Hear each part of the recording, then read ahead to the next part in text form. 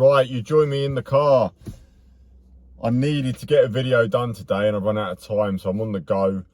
Gonna make it happen still. Now I'm gonna do a series. This is the first part of a series basically on running a $1 million+ business, like a multi-million pound business.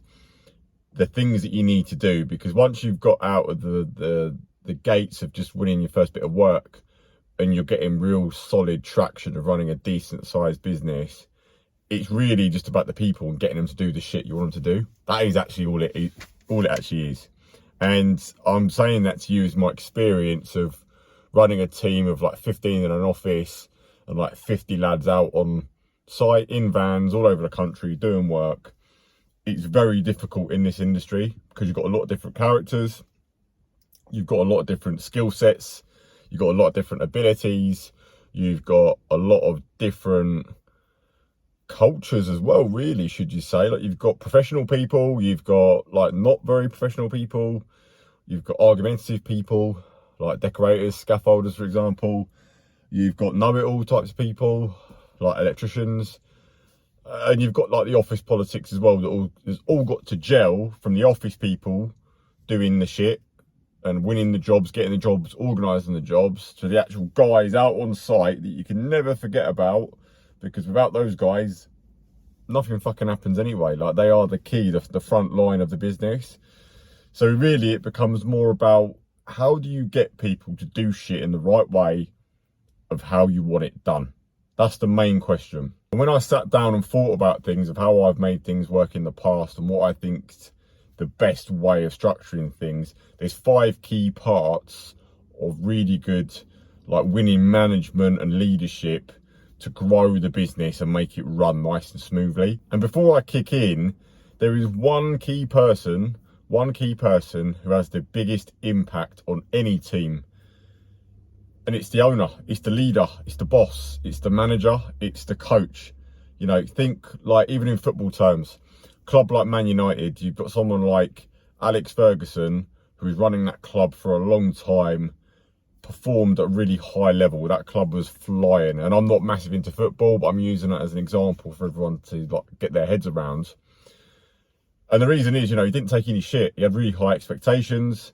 He bred people from young, you know, that dream team of lads that he had, like the Beckham, the Scholesies and all that. He had them from kids and he developed them and moulded them into what they were and what they become. And he really set the tone and the pace. And then, you know, he retires, he leaves, and the club goes to absolute dog shit. Now, you've probably experienced this yourself, or you know someone that's experienced it, of like, when you work somewhere, if you've got a great leader and a great boss, and the company's flying, it all just works, it all just gels. Whereas if that leader leaves, and a new boss comes in, he's a bit of a dickhead, he's a bit of a job's worth, he's a bit of a snitchy, trying to climb a ladder and be a do-gooder and catch people out, the team performance just goes down and the good people start to leave.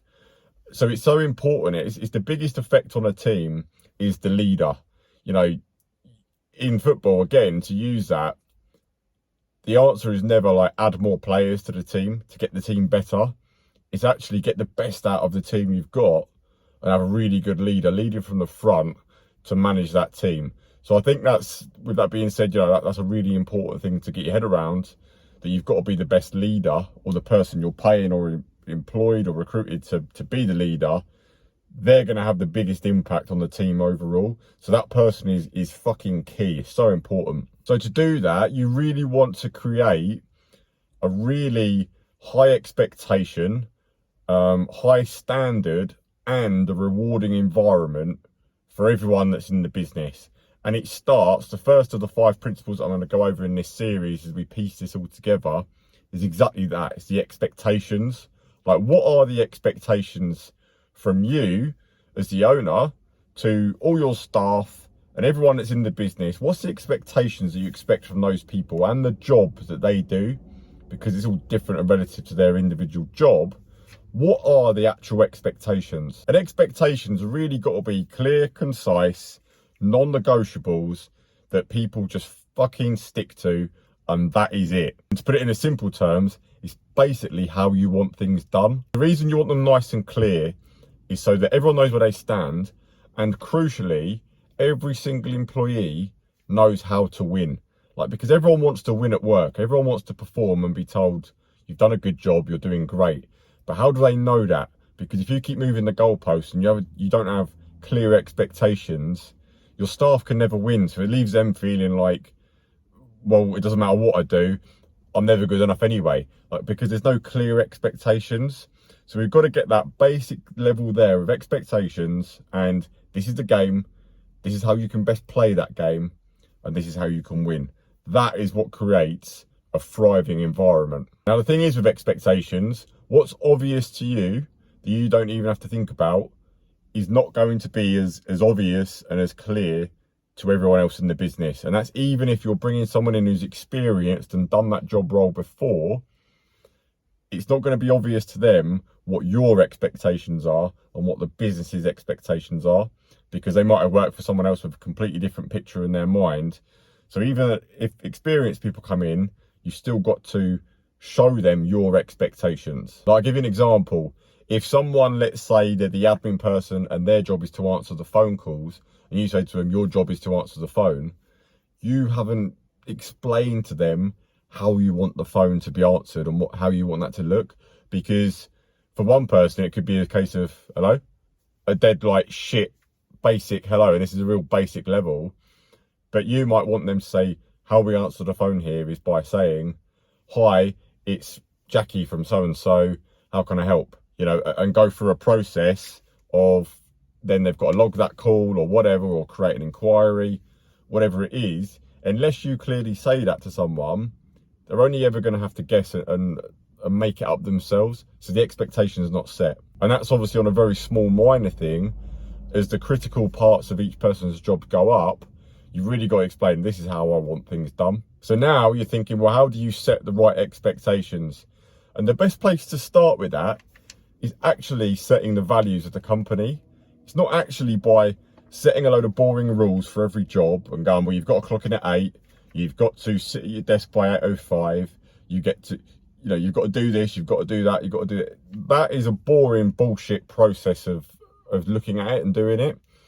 Whereas if you set the values, and if everyone sticks to those values, everything else will actually sort of work itself out. Because the best businesses are run by values. It's the easy way of forming a sort of rule book and basically telling people how to behave. That is the key to it. Is go, this is how we behave here. So right now you're thinking, right, okay, what values should we be setting? And for construction and trades businesses, these are the ones that I think apply, and following these values and putting them in the business teaches people how to behave and what to do basically day to day. The value number one is that we deliver a fantastic service and product. Like any project we take on, we deliver a great job. That's a value, then people know how to act, so that you've got to deliver a fantastic job, and they're not going to settle for shortcuts or you know, things that aren't quite right. That's got to be a value in a construction or trade business, because you're building a physical thing at the end of the day. If the standard is not there and that value is not there, then the whole company is going to fall down. And then number two, I would put that we deliver on time. And that just says exactly what it is. We do not accept being delayed. We do not accept excuses for not ordering stuff in the right time, not arranging labour properly, not arranging all the different elements of the job and being organised. It's got to be a set value that you deliver on time. Like you always are open and true and to your word that we deliver on time. Number three, I would have the value of we make a profit. Like, you've got to be open and honest about it, that you're here to then make a profit. The business is there to make money, because the money, the profit, is what allows the company to grow and is what allows reinvestment back into the company. That could be offices, it could be staff, it could be training.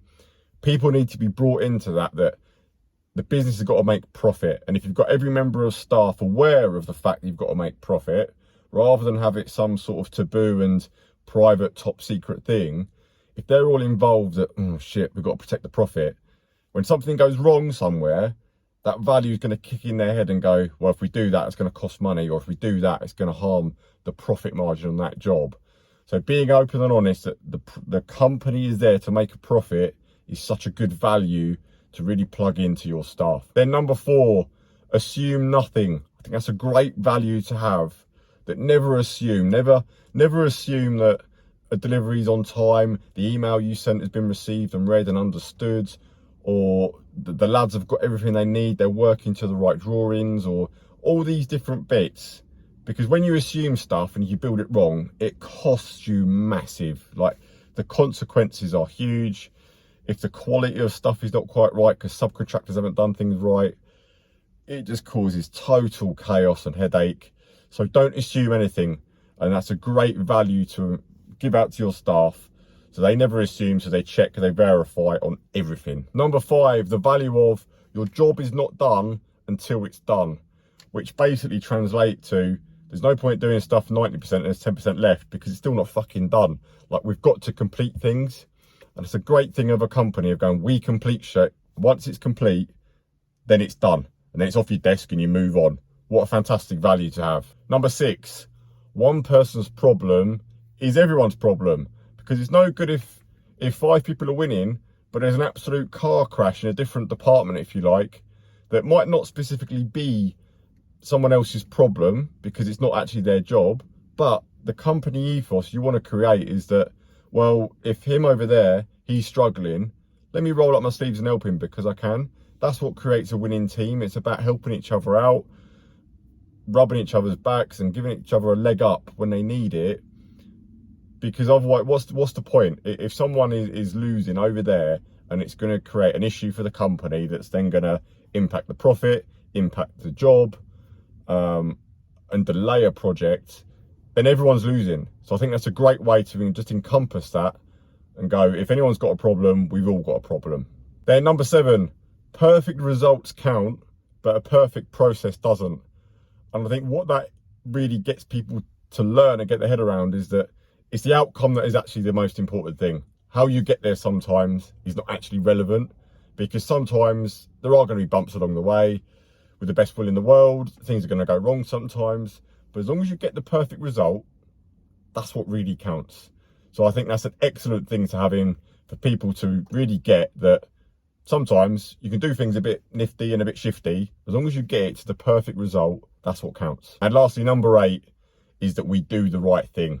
I think that's so important, that you set the tone for your company, that even if something might cost you a little bit, or it might be hard work, or it's difficult, that you've always got to have the understanding for the whole team that you always do the right thing. Like, you've got to do the right thing, because then you're creating a culture of everyone could be open and honest, everyone could be truthful with each other, there's no backstabbing, there's no I'm better than he is, or, you know, trying to climb this ladder and trying to get up one-manship on each other, and to the detriment of the company. Everyone's got to be on that level playing field to really make a really good environment. So I think with those types of values, that sets the expectations for the company, and that basically is a non-negotiables. If people don't abide to that, they shouldn't be in your team. They're not the right people to have around. And then you crack on and you move on to the next people. And for me, that is the best place to start, with a first-class sort of management outlook on people. If you start with that stuff first, then you can move on to the next, which we'll go into on this series. There'll be 5 parts to it. So make sure you're subscribed. You get the notifications when the next video's out, and I'll see you in the next part.